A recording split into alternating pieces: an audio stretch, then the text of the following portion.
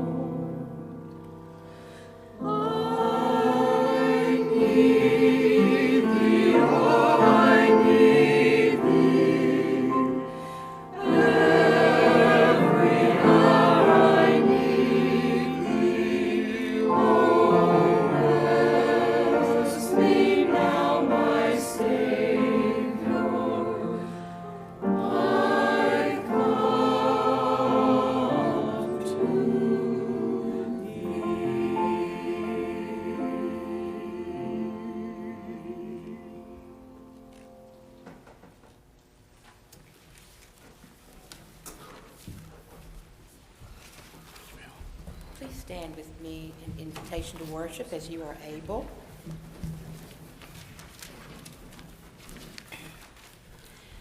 My heart is steadfast. O God, my heart is steadfast. I will sing and make melody. Awake, my soul, awake, O harp and lyre. I will awake the dawn. I will give thanks to you, O Lord, among the peoples, and I will sing praises to you among the nations. For your steadfast love is higher than the heavens, and your faithfulness reaches to the clouds. Be exalted, O God, above the heavens, and let your glory be over all the earth.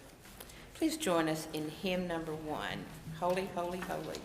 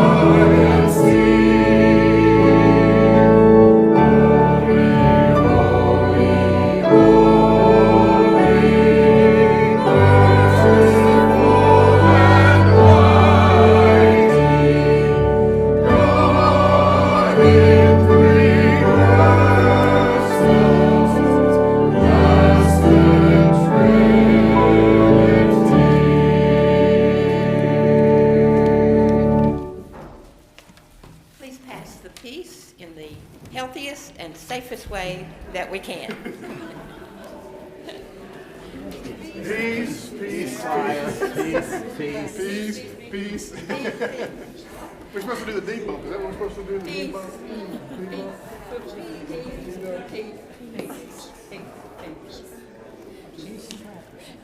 Peace. Peace.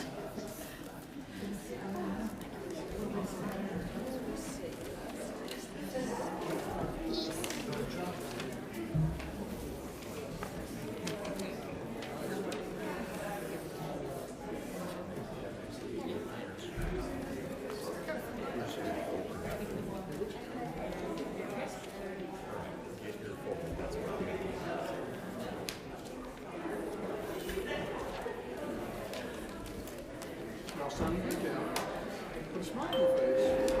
Smile.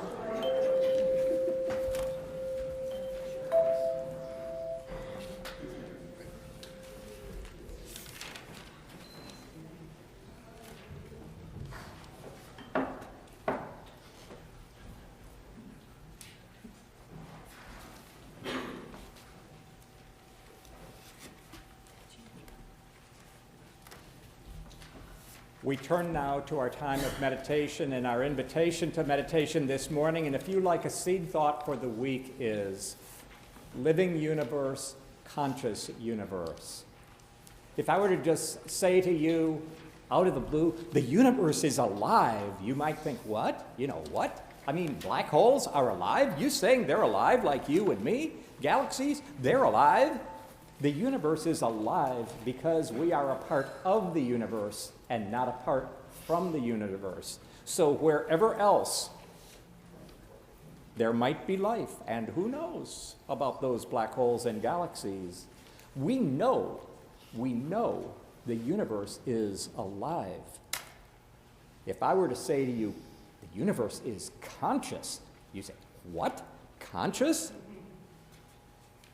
The universe is conscious because we at least are conscious. So when we meditate this morning, you might like to just hold the thought now, not while you're meditating. While you're meditating, don't have to think any thoughts. You might like to just hold the thought that when you are meditating, the universe is meditating. When you are again restoring balance to your soul, so that you can bring that state of balance being into the world, the universe is balancing its soul. This is not Hallmark card time. This is literally, observably true. So our invitation this morning is living universe, conscious universe. And with that, let's enter our time of meditation. I invite you to close your eyes and assume a posture of meditation, because there is no divide between what we call the material and the mental. It is all one. And so as we sit in posture, we allow our whole being to come into greater balance and quietude. So please, as you're able, sit erect instead of slumping.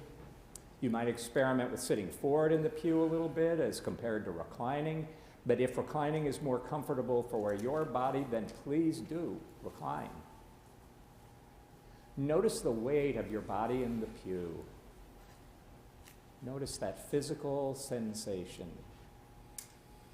And remember that that sensation is due to the mutual attraction of Mother Earth with her massive gravitational field and your little body with its tiny little gravitational field. That sensation is a hug between you and Mother Earth. Relax your shoulders, let them drop toward the floor. And draw them back slightly as though you're trying to bring your shoulder blades together. And you'll find now that you are sitting in a posture that feels like it's confident, that feels like it's calm, that feels like it is at poise and peace. It is the embodiment of faith. And now give yourself, give our world, give our universe the gift of your conscious attention to this moment. For a while, let go of thoughts about what has been or will be or might be. They may arise, let them arise and subside. And give your attention in silence to this sacred moment. And thus we meditate.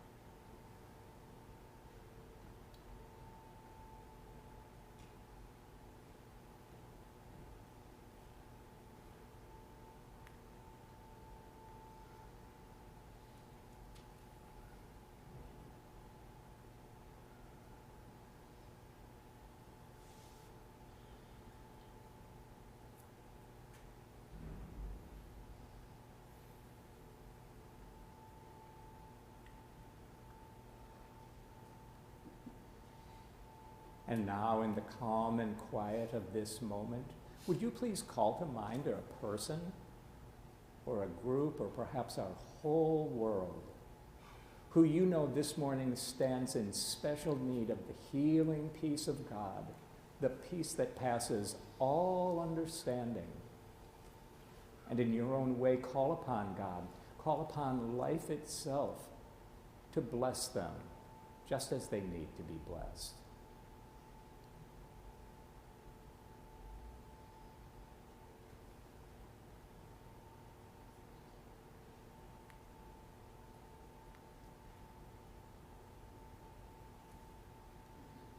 Amen.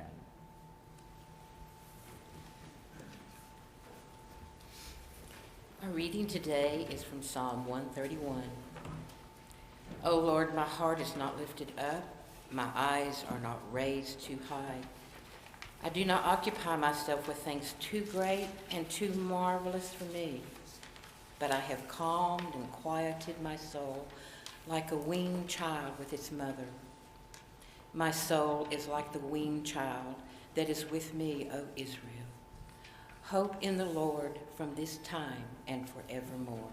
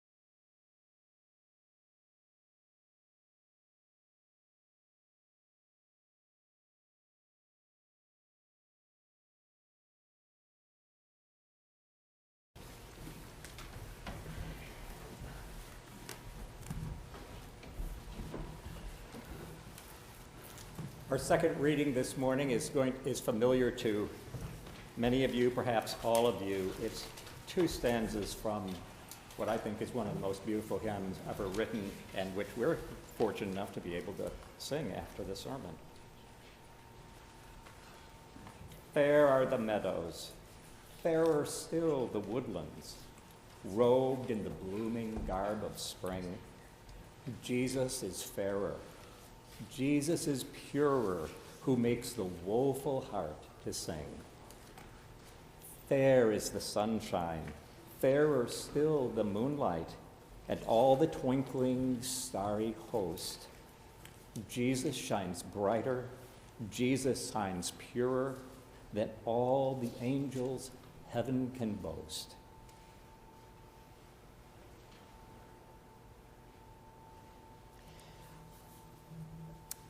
I love babies.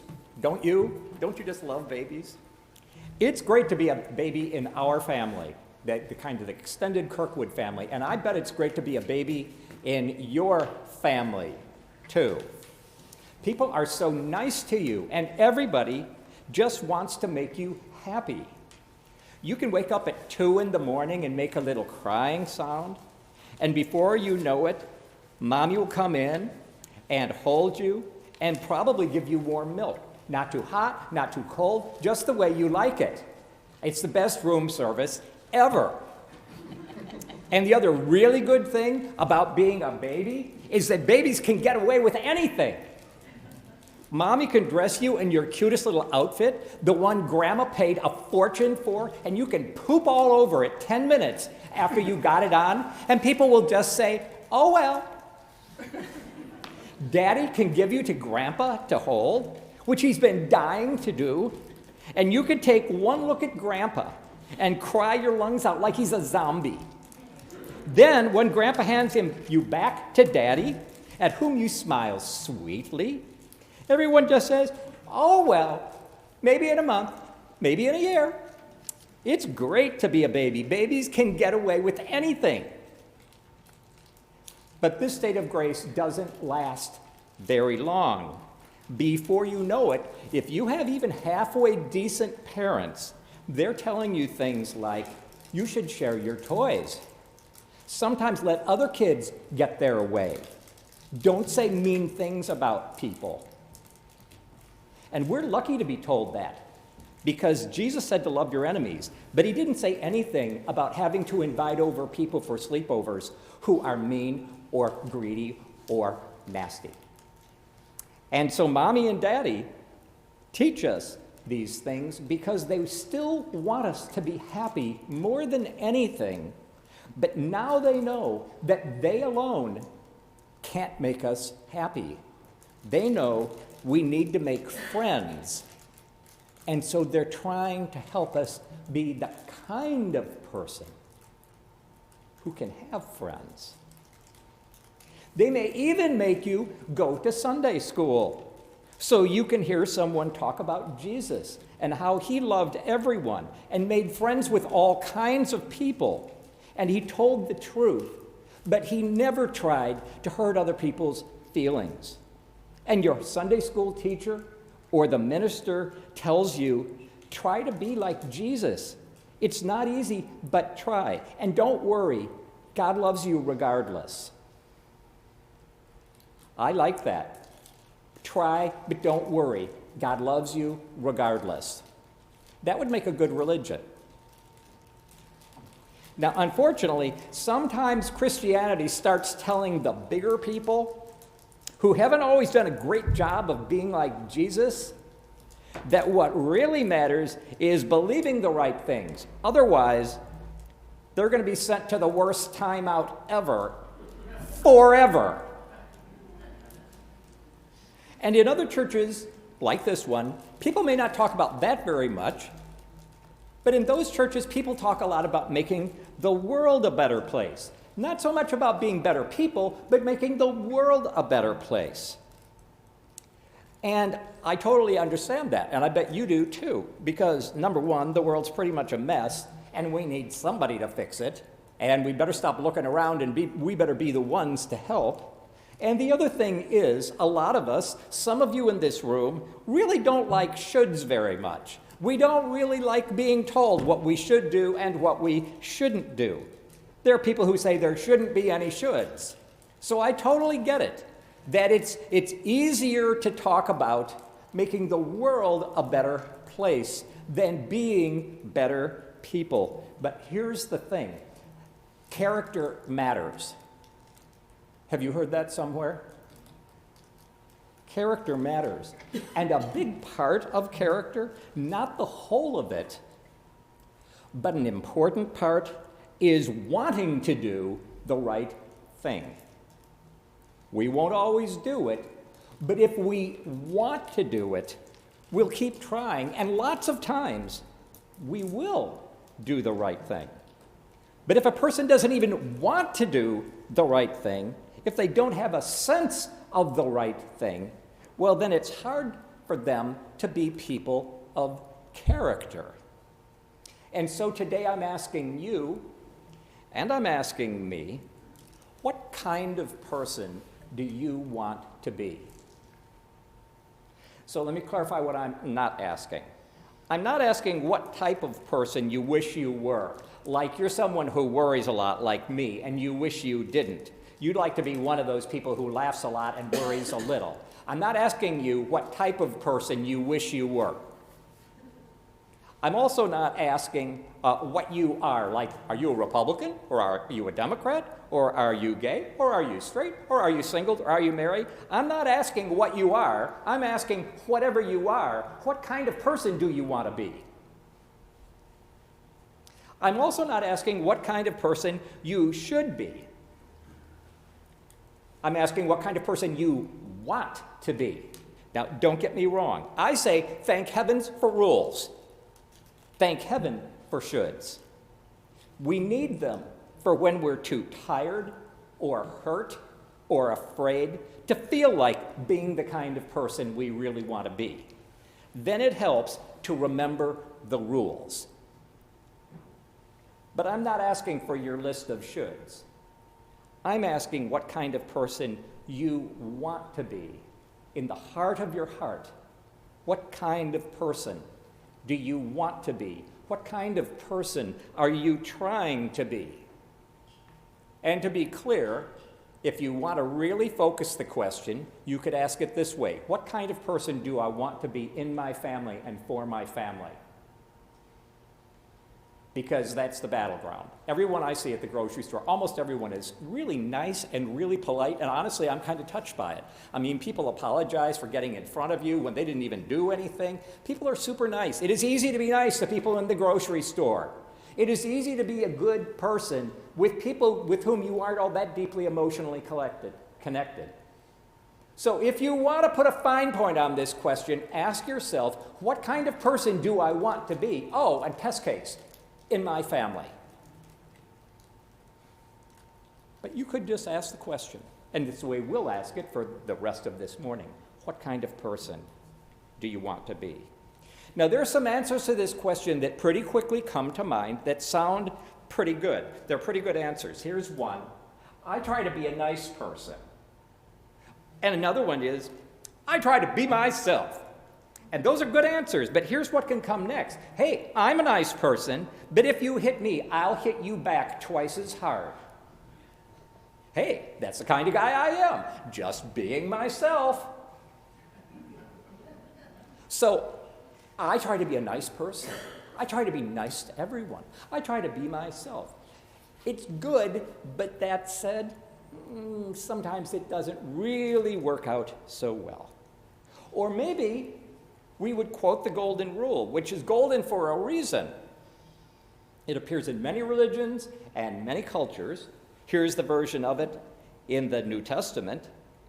I try to treat people the way I want to be treated, except when they don't deserve to be treated that way. And so here's a thought. There are exceptions to every principle and every rule. Thou shalt not lie, that we all know perfectly well. There are some times when you will do less harm by telling a lie than by telling the truth.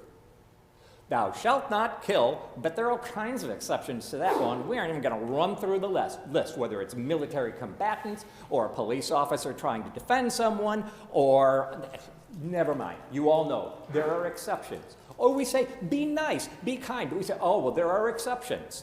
Or be a good listener. But, oh, there are exceptions. There are things you don't have to listen to. So here's something to try on for size. There are exceptions. If you find yourself having a lot of exceptions to the rule in your life, you might want to ask yourself the question, am I really committed to being that way? If you say, well, I try to be a nice person except for A, B, C, and D, and those all happened in the past 3 days, then maybe the exceptions ought to be a tip-off that we are not as committed to being a nice person as we thought we were. So there are some answers that sound pretty good, but they may not be very helpful. So I'm inviting you today and me today to think about what kind of person you really want to be. What kind of person you're committed to being day in and day out for everyone in your life, especially your family and all the other people, though, that you spend the day with, whether it's at work or it's at school. I'm sure if you really think about it, you'll have a wonderful answer. You'll have an answer that inspires you. And if we heard it, it would inspire us. You'll have a beautiful answer. Because the kind of person you want to be isn't just defined by a set of rules or ethical do's and don'ts. The kind of person you want to be is a beautiful image of what it means to be a human being. If you're religious, it's the image of God in human form. Which brings us back to Jesus. I love songs, I hope you do too, that describe how beautiful Jesus is. One song talks about how fair he is, which is an old-fashioned way of saying he's beautiful.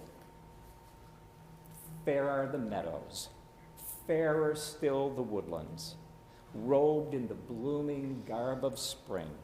Jesus is fairer, Jesus is purer, who makes the woeful heart to sing. Fair is the sunshine, fairer still the moonlight, and all the twinkling starry host. Jesus shines brighter, Jesus shines purer than all the angels heaven can boast. When we find Jesus, or anyone, truly beautiful, it's their being we love. It isn't just what he did for us, or what they do for us. That's called gratitude. There's a difference between love and gratitude. Gratitude is a wonderful thing, but they aren't the same thing. When we love Jesus, or you love anyone, and I don't mean romantically, it may be someone you have never met, you find them beautiful. You find them beautiful. Something about you, deep within you, says, yes, yes. Maybe when you turn inward and you ask in your heart of hearts, what kind of person do I want to be? Really, maybe what will come to mind is the image of Jesus. Or maybe that won't come to mind. It could be another person, or it may be not one person in particular.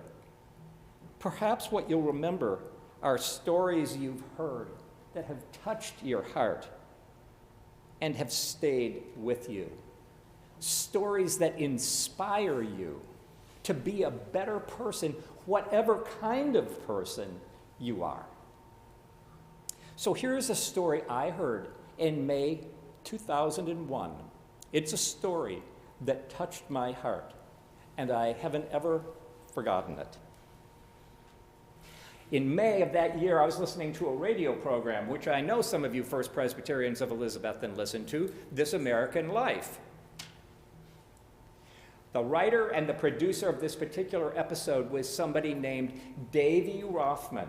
Davy Rothman was a writer.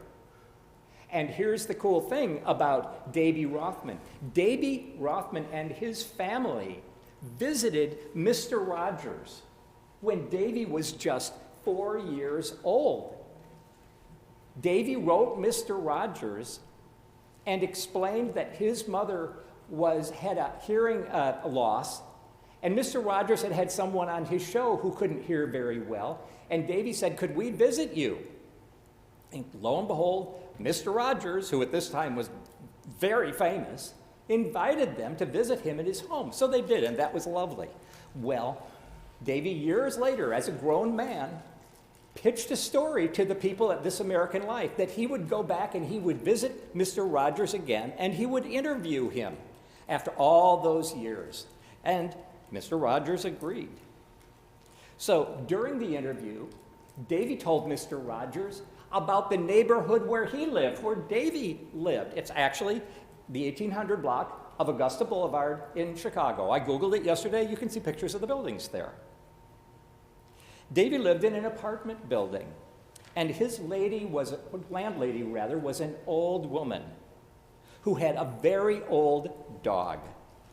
One day the dog went missing. When people asked her about it, she said, "Someone stole it."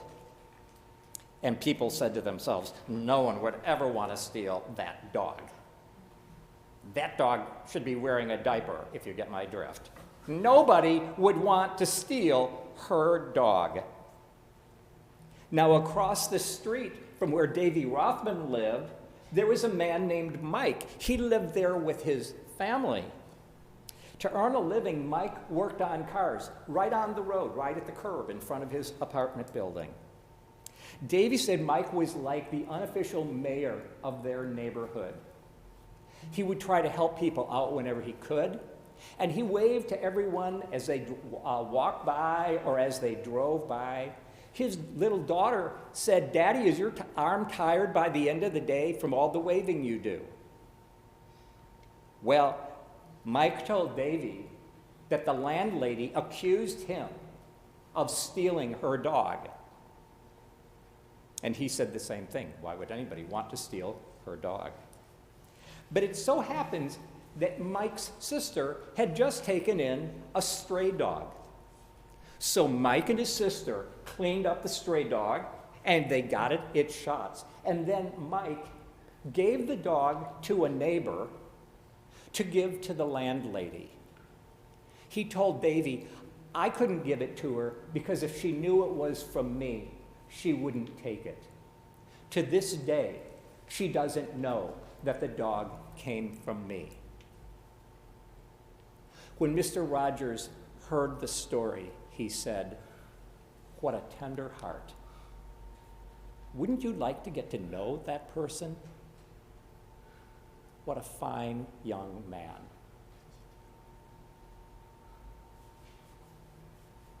When you look into your heart and you ask, what kind of person do I want to be? Live into the answer. Live up to the answer. Yes, because you should, but really because for you, that answer is beautiful.